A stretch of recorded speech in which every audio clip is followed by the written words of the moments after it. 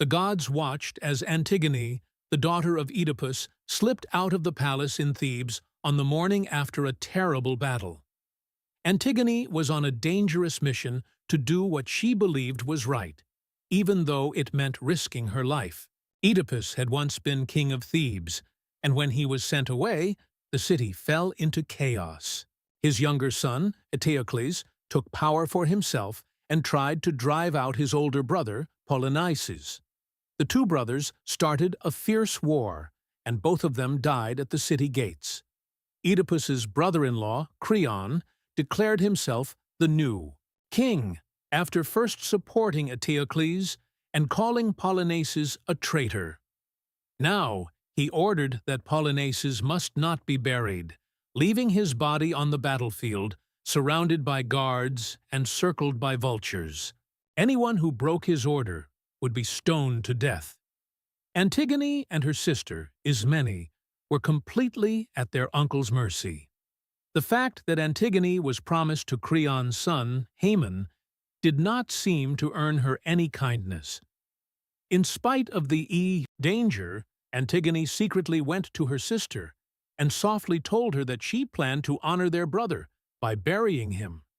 By doing this, she would be disobeying Creon, but obeying divine law, which said that a person must bury their own flesh and blood. When his men refused to go with her, saying that girls should not disobey men, Antigone went alone.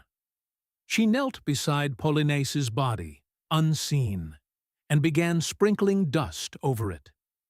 When the guards noticed and reported what had happened, Creon ordered them to find the man who had so boldly committed the crime.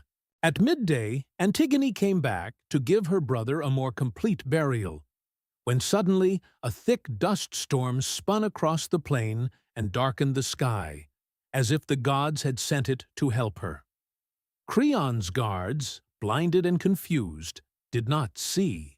Antigone slip into their middle and cover her brother's body with more earth and water.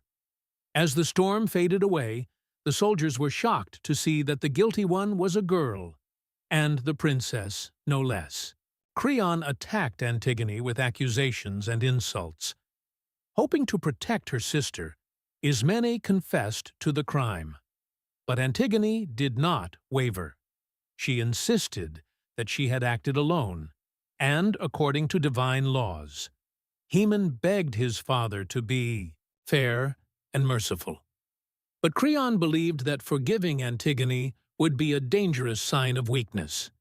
He spared Ismene, but ignored his son's endless pleas. To avoid direct blame for the young princess's death, Creon ordered a passive execution. Antigone would be locked away in an underground cave. As the guards pulled the sisters away, Ismene was filled with regret, wishing to die beside Antigone. Creon kept up his display of power, and Thebes fell into a fearful time of mourning. But then, Creon was visited by the wise, blind prophet Tiresias. He told Creon that his pride was poisoning Thebes, and that the fiercely vengeful divine furies of the underworld were waiting if he did not give in. At last, Creon ordered his guards to free Antigone and to bury Polynices.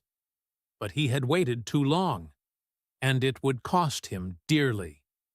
Haemon had just reached Antigone's prison, determined to save her. Going down into the underground chamber, he discovered with horror his beloved fiancée hanging from her wedding veil. Moments later, when Creon entered, he was met by Haemon's shattered, hateful stare.